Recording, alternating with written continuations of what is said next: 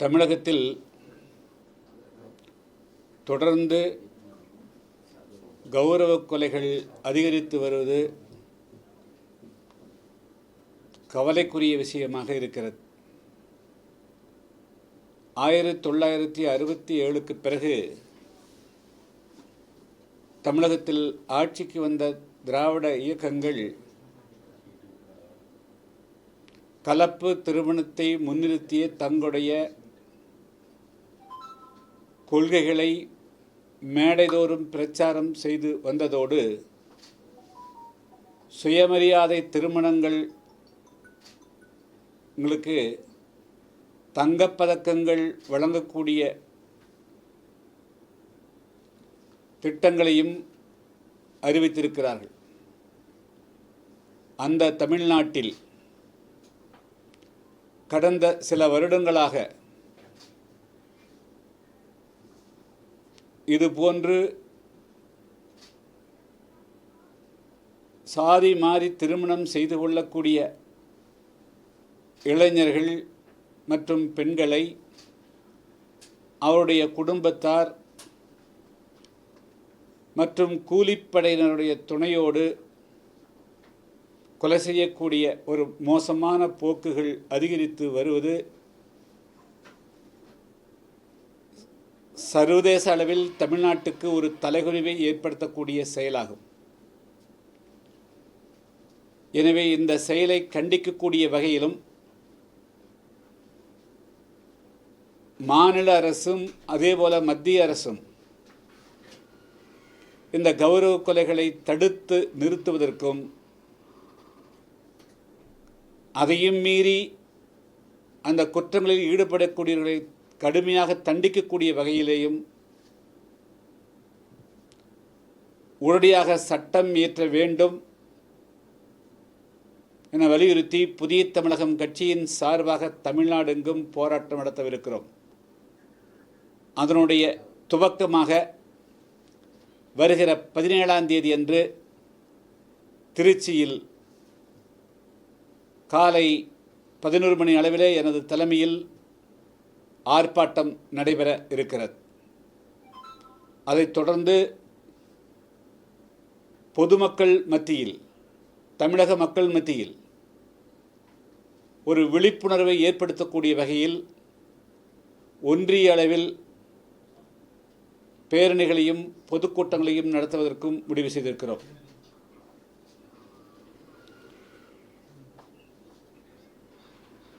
தென் தமிழகத்தில் இதனுடைய தாக்கமாக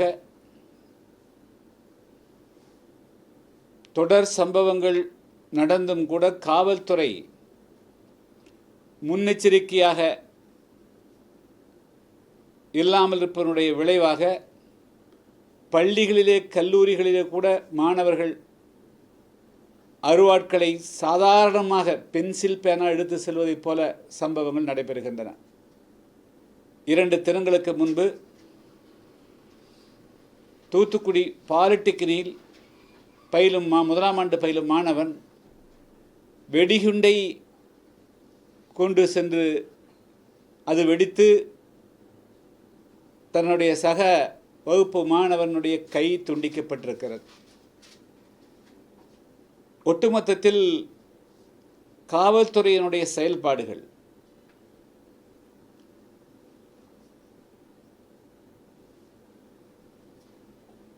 இதையெல்லாம் தடுத்து நிறுத்துவதற்கு உண்டான ஒரு திட்டத்தோடு இல்லாமல் வெறுமனே ஒரு வழக்கு பதிவு செய்வது,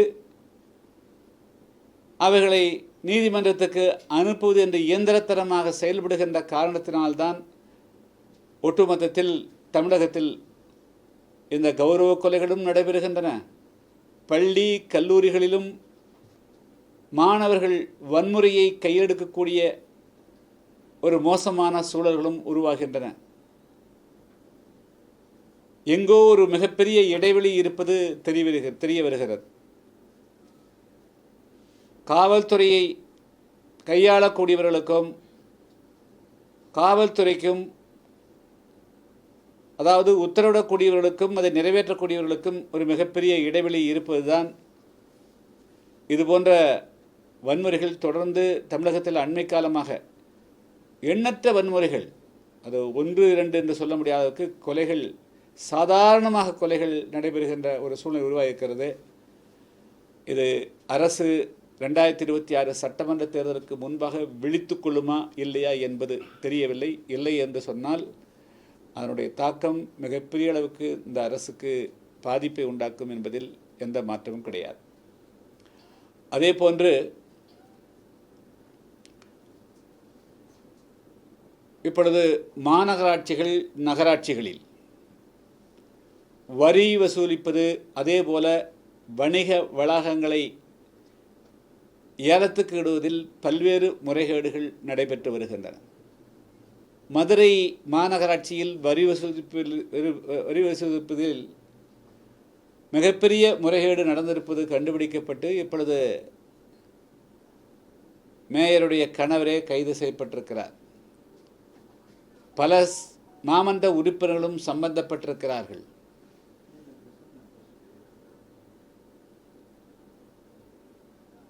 நான் நேற்றைய முன்தினம் ராமநாதபுரம் மாவட்டத்தில் சுற்றுப்பிரயாணம் மேற்கொண்டேன்.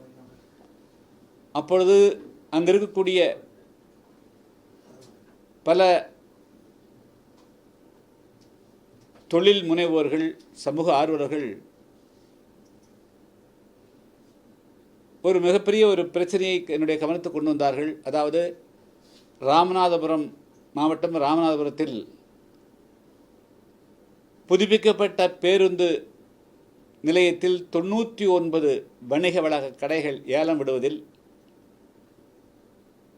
மிகப்பெரிய அளவுக்கு மோசடியும் முறைகேடும் நடந்திருக்கிறது. அந்த நகரமன்ற தலைவருடைய மனைவியுடைய பெயரில், அதே போல் நகரமன்ற உறுப்பினர்களுடைய, ஆணாக இருந்தால் அவருடைய மனைவிமார்கள், பெண்ணாக இருந்தால் அவருடைய கணவன்மார்கள் பெயரிலேயே பெரும்பாலான கடைகள் சட்டவிரோதமாக அவர்களுக்கு ஒதுக்கப்பட்டிருக்கிறது. ஒரு மாமன்ற உறுப்பினர் தன்னுடைய பெயரிலோ அல்லது உற்றார் ஒரு பெயரிலோ இதுபோன்று நகராட்சியினுடைய ஏலம் எடுப்பது, அதே போல் ஒப்பந்தங்கள் எடுப்பது கூடாது என்பது தடை செய்யப்பட்டது. ஆனால் இதையெல்லாம் மீறி நடைபெற்றிருக்கிறது. அந்த பகுதியுடைய ராமநாதபுரம் சட்டமன்ற உறுப்பினர் முத்துராமலிங்கம் இதில் நேரடியாக தலையிட்டு அவருடைய சொந்தக்காரர்களுக்கே 99 கடைகளில் ஏறக்குறைய 30-40க்கு மேற்பட்ட கடைகளை அவர் அவர் சொந்தக்காரர்களுக்கே எடுத்து கொடுத்திருக்கிறார். எல்லாமே திமுக மற்றும் ஆளுங்கட்சியினுடைய அல்லது தோழமையாக இருக்கக்கூடிய கட்சிகளுடைய பிரதிநிதிகளுக்கு மட்டுமே அவைகள் எடுத்து வழங்கப்பட்டிருக்கிறது. அந்த டெண்டருக்கு அறிவிக்கப்பட்ட முதல் நாள் மட்டுமே வேண்டியவரிடத்தில் டெண்டர் தொகையை பெற்றுக்கொண்டு அடுத்த 6 நாட்களும் நகரமன்ற கமிஷனர் அவருடைய இருக்கையிலேயே இருக்க விடாத அளவுக்கு அவர் தடுக்கப்பட்டிருக்கிறார். வேறு யார் இடத்துலையும் வாங்கலை. இது குறித்து எப்படி மதுரை மாநகராட்சியில் வரி விதிப்பிலிருந்து பலரும் சம்பந்தப்பட்டு இப்போ நடவடிக்கை எடுக்கப்பட்டிருக்கிறதோ அதே போல் ராமநாதபுரம் நகராட்சி பொது பேருந்து நிலையத்தில் முறைகேடாக ஒதுக்கப்பட்டிருக்கூடிய வணிக வளாக கடைகள் ஒதுக்கீட்டை முழுமையாக ரத்து செய்ய வேண்டும் என்று நான் மாவட்ட ஆட்சியரை சந்தித்து நேற்று மனுவும் கொடுத்திருக்கிறேன். தமிழக உள்ளாட்சித்துறை அமைச்சர் உடனடியாக இதில் தலையிட்டு நடவடிக்கை எடுக்க வேண்டும். இல்லை என்று சொன்னால் நாங்கள் நீதிமன்றமும் செல்வோம், அதே போல் மக்களை திரட்டியும் போராட்டம் நடத்துவோம். நேற்றைய தினம் நான் மதுரை மாவட்டம் சோழவந்தான் பகுதியில் சுற்றுப்பிரயாணம் மேற்கொண்டேன். இன்றும் வாடிப்பட்டி பகுதியில் சுற்றுப்பிரயாணம் செலவிருக்கிறேன். புதிய தமிழகம் கட்சியினுடைய 7வது மாநில மாநாடு மதுரையில் டிசம்பர் 15 ஜனவரிக்குள்ளாக ஜனவரி முதல் வாரத்தில் நடைபெற இருக்கிறது. இந்த கிராமங்களுக்கு செல்கின்ற பொழுது பல்வேறு சிறு சிறு கிராமங்களுக்கு தான் நான் அதிகமாக சென்றேன். எங்கெல்லாம் தேவேந்திரோட மக்கள் மற்றும் ஏழை எளிய மக்கள், பட்டியலின மக்கள் வாழ்கிறார்களோ அவர்களுக்கு அடிப்படை வசதிகளை கூட செய்திடவில்லை. உள்ளாட்சியினுடைய செயல்பாடுகள் என்ன, சட்டமன்ற உறுப்பினருடைய நிதி எங்கே போச்சு, நாடாளுமன்ற உறுப்பினர் நிதி எங்கே போச்சுன்னு தெரியல. மிக மிக பேத்தட்டிக்காக கண்டிஷன் இருக்குது. அதாவது அவர்கள் ஒரு மழை பெய்தாலே சேற்று சகதிக்குள்ளே தான் வாழ வேண்டிய நிலையில் வச்சுருக்கிறாங்க. ஒரு பகுதிக்குள்ளே போனாங்க, அந்த பகுதிக்குள்ளே தெருவிளக்கே கிடையாது, வடிகால் வசதியே இல்லை, ஸோ இதுபோல் எல்லா பகுதியிலும் இருக்குது. அதுபோல் வந்து பல 30-40 வருடங்களாக வாழ்ந்து கொண்டிருக்கக்கூடிய மக்களுக்கு அந்த பகுதியில் குடியிருப்புகளுக்கு பட்டா கூட கொடுக்கல. ஆனால் கேட்டால் லட்சக்கணக்கான பட்டா கொடுத்ததாக இந்த அரசு சொல்லுகிறார்கள். என்ன நடந்து கொண்டிருக்கிறது சோழவந்தான் சட்டமன்ற தொகுதி அல்லது வந்து மதுரை மாவட்டத்தினுடைய கிராமங்களில் இன்னும் இன்று வந்து 10-12 கிராமங்கள் செல்லவிருக்கிற ரொம்ப மோசமான நிலைமைகளை பார்க்குற வந்து அரசு வந்து ஏதோ சாதனைகளை செய்தால் சொல்கிறாங்க. ஆனால் அதுக்குண்டான நிலைமை அங்கே இல்லை. மேலும் வந்து அங்கே இருக்கக்கூடிய விவசாய தொழிலாளர்களுக்கெல்லாம் வெறும் குறைவாக 200 ரூபாய்க்கும் குறைவாக தான் சம்பளமே கொடுக்கக்கூடிய நிலையெல்லாம் பார்க்கிறோம். வேறு கேள்வி?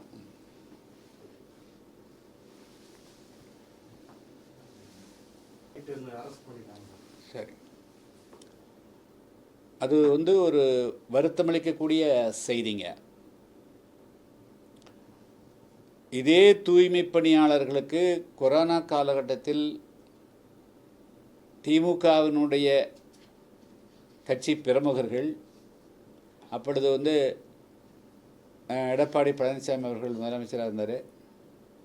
அந்த நேரத்தில் தூய்மை பணியாளர்களை தலையிலே தூக்கி வைத்து கொண்டாடுவது போல் அவர்களுக்கெல்லாம் போய் இவங்க தான் வந்து எல்லாமே பண்ணாங்க. ஆனால் இன்றைக்கி ஆட்சிக்கு வந்த பிறகு அவருடைய பிரச்சனை தான் என்ன என்று காது கொடுத்து கேட்பதற்கு இந்த அரசுக்கு என்ன பிரச்சனை? மேலும் அவர்கள் வேறு என்ன அவர்கள் கேட்டுற முடியும்? அவங்களுக்கு ஒரு நிரந்தரமான வேலை என்பதை தவிர, வேலை வாய்ப்பு என்பதை தவிர அவர்கள் வேறு ஏதாவது எந்த கோரிக்கையுமே கிடையாது. தாங்கள் வந்து அதை தவிர அவர்களுக்கு என்ன, தங்கள் வாழ்வாதாரம் பாதிக்கப்படக்கூடாது. வழக்கமாக துப்புரவு தொழிலுக்கு போவது என்பதே மிகப்பெரிய விஷயம். அது இன்றைக்கி யாருமே அந்த மாதிரி வேலைகளுக்கு வந்து விரும்பி போகிறதே இல்லை. அப்படி இருக்கிற போது அவர்கள் வந்து அந்த நிலைக்கு கீழே அடிமட்ட வேலைக்கு போகிறாங்க. அவர்களுக்கு அவங்களுடைய வாழ்வாதாரம் பாதிக்கப்படக்கூடாது. தாங்கள் பொழுது பணிபுரிந்து கொண்டிருக்கிறோம், அவங்களுக்கு வந்து நிரந்தரமாக்குங்கள் என்று கேட்பது வந்து ஒரு குற்றமா? அதுக்கு ஏதாவது இந்த அரசு தீர்வு காணணுமல்ல. இப்படி தூய்மை பணியாளர்களை, அதே போல் மாஞ்சோலை தேயிலை தோட்ட தொழிலாளர்களை, ஏழை எளிய மக்கள் எங்கெல்லாம் போராடுகிறார்களோ அவர்கள் அனைவரையும் காவல்துறை வைத்து, அரசு இயந்திரத்தை வைத்து நசுக்குவது, ஒடுக்குவது என்பது நியாயமில்லைங்க. வர தேர்தலில் உங்களோட கட்சி சார்பாக ஜென்ரலாக எலெக்ஷன் எப்படி இருக்கும்? தமிழ்நாடோட மக்களோட இது வந்து ஜட்ஜ்மெண்ட் வந்து எந்த மாதிரியான? அதாவது வரக்கூடிய சட்டமன்ற தேர்தல் வந்து நிச்சயமாக வந்து ஒரு தனி நபர்களை மையமாக வைத்து, தனி நபர்களுடைய புகழ், அதாவது பர்சனாலிட்டியாக வச்சு தேர்தல் இருக்காது. எந்த ஒரு தனி நபருடைய செல்வாக்குகள் இந்த தேர்தலில் இவருக்கு நான் ஓட்டு போடுறேன் அல்லது இவர் தான் அப்படிங்கிற நிலை இருக்காது. மாறாக இந்த அரசனுடைய செயல்பாடுகளை, இந்த 4.5 ஆண்டு செயல்பாடுகள் மிக மிக முக்கியமாக இருக்கும். மக்களுக்கு இந்த அதைத்தான் வந்து மக்கள் எடுத்துக்குவாங்க.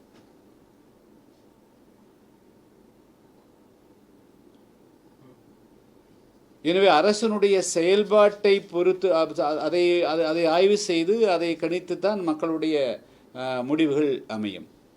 அதில் செயல்பாடுன்னு வர்றபோது ஒன்று சட்டம் ஒழுங்கு முதல் நம்பர் 1 இருக்கும். இரண்டாவது வளர்ச்சி திட்டங்கள் இரண்டாவதாக இருக்கும். மூன்றாவது ஏழை எளிய மக்கள், ஒடுக்கப்பட்ட மக்களுக்கு எதிரான வன்முறைகள் வந்து மூன்றாவது பிரச்சனையாக இருக்கும். நாலாவது நிச்சயமாக ஒரு கட்சியை மட்டும் ஆட்சியில் அமர்த்துவதற்கு மக்கள் வந்து விரும்ப மாட்டார்கள். அது வந்து ஆட்சி பகிர்வு இருக்க வேண்டும் என்பது மக்களுடைய பெரும்பாலான மக்களுடைய எண்ணமாக இருக்கும். எனவே ஆட்சி அதிகாரத்தில் பங்கு என்ற கோஷமும் வந்து இந்த தேர்தலில் முக்கியத்துவம் பெறும்.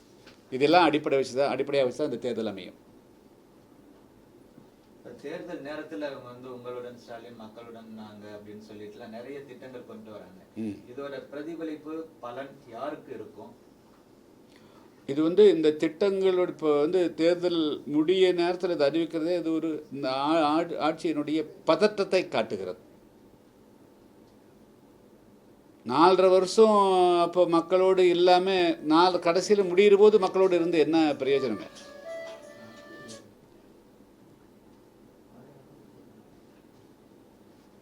இது வந்து மக்கள் வந்து தங்களுக்கு வந்து ஒரு வாய்ப்பு மாதிரி எடுத்துக்குவாங்களா, இல்லை வந்து இது வந்து மக்களுக்கு வந்து இதை ஒரு திணிக்கிறாங்க, நம்மகிட்ட ஒரு ஓட்டுக்காக நம்ம கிட்ட அதை கொண்டு வராங்க அப்படின்ற மாதிரி வச்சுக்கோங்க. அரசுக்கும் மக்களுக்கும் தொடர்பே இல்லாமல் போச்சுங்க, துண்டிச்சுங்க. மக்கள் எங்கேயோ இருக்கிறாங்க, ஆட்சியாளர்கள் ரொம்ப தூரத்தில் இருக்கிறாங்க. இது வெறும் விளம்பரம் மட்டும்தான், ஃபோட்டோ ஷூட்டு மட்டும்தான் வருதே தவிர இந்த அரசு ஒன்று இருப்பதாகவே மக்களுக்கு வந்து அந்த உணர்கிற அளவுக்கு எந்த திட்டங்களுமே இல்லை. இது வந்து தோல்வி இதாகுமா, அவங்களுக்கு வந்து தோல்வியை ஏற்படுத்துன்ற ஒரு பயத்துல இந்த திட்டங்கள்லாம் கொண்டு போறாங்களா? இல்லை, அதாவது 4.5 வருஷம் இவர்கள் போட்ட திட்டங்கள் எதுவும் வந்து மக்களுடைய வாழ்வாதாரத்தை குவாலிட்டேட்டிவ், அவங்களுடைய வாழ்வாதாரத்தை பெரிய அளவுக்கு மேம்படுத்துவதற்கு ஒன்றும் நடக்கலை. அதனால் ஏதாவது கடைசி முயற்சியாக ஏதாவது வந்து செய்து பார்க்கலாம் அப்படின்னு ஒரு முயற்சி செய்கிறதாகத்தான் நான் கருதுகிறேன். கூட்டணி பற்றி எப்படி சார் இருக்கும் உங்களோட இது? மக்கள் ஜென்ரலா வந்து எந்தெந்த கட்சி எப்படி நாங்க எங்க கட்சியில நிறைய பேர் கூட்டணிக்கு வருவாங்க, எங்க கட்சியில நிறைய பேர் கூட்டணிக்கு வருவாங்கன்னு எல்லாரும் சொல்றாங்க, 2 திராவிட கட்சிகள். இது வந்து உங்களோட இதுல வந்து எப்படி இருக்கும்? 2025 டிசம்பர் வரையிலும் இப்போ இருக்கிற ஆளுங்கட்சியோட இருக்கிற கூட்டணி அது தொடரும் என்பதற்கு உண்டான எந்த உத்தரவாதம் இல்லை. வேறு எந்த கூட்டணியும் எப்படி இருக்கும் என்பதற்கு உண்டான எதுவுமே உத்தரவாதம் கிடையாதுங்க. முடிஞ்ச அளவுக்கு எரியிற வீட்டில் பிடுங்கிறது மிச்சம் அப்படிங்கிற அளவுக்கு பல பேர் வந்து சில கட்சி ஒட்டிகிட்டு இருக்கிற மாதிரி தெரியுது. 2026 ஜனவரி ஆரம்பிச்சதுன்னா ஒவ்வொருத்தருடைய உண்மையான சொரூபங்கள் வெளியே தெரியும். அப்போ தான் வந்து யாரோடு இருக்கிறார்கள், எதற்காக இருக்கிறார்கள் அப்படிங்கிறது தான் தெரியும். இப்போது திமுக இருக்கிற கூட்டணியெல்லாம் உண்மையாக திமுகவோட நேசத்தில் இல்லை. அவர்களை பிளாக்மெயில் செய்து சில அமைப்புகளெல்லாம் அவங்கள பயன்படுத்துகிறாங்க, அவ்வளோதான். அதோட முதலமைச்சர் ஸ்டாலின் அவர்கள் ஏன் வந்து கள நிலவரத்தை வந்து தெரிந்து கொள்வதற்கு ஒரு முயற்சியும் எடுக்காமல் இருக்கிறார் அப்படிங்கிறது தான் வியப்பாக இருக்குது. அவர்களை வந்து கூட இருக்கிறவங்க நல்லா ஏமாற்றுவதை போலவே எனக்கு தோணுதுங்க. அவருக்கு உண்மை நிலவரங்களையே யாருமே சொல்கிற மாதிரி தெரியல.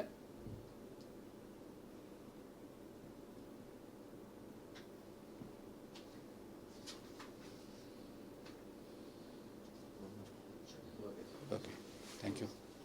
Thank you.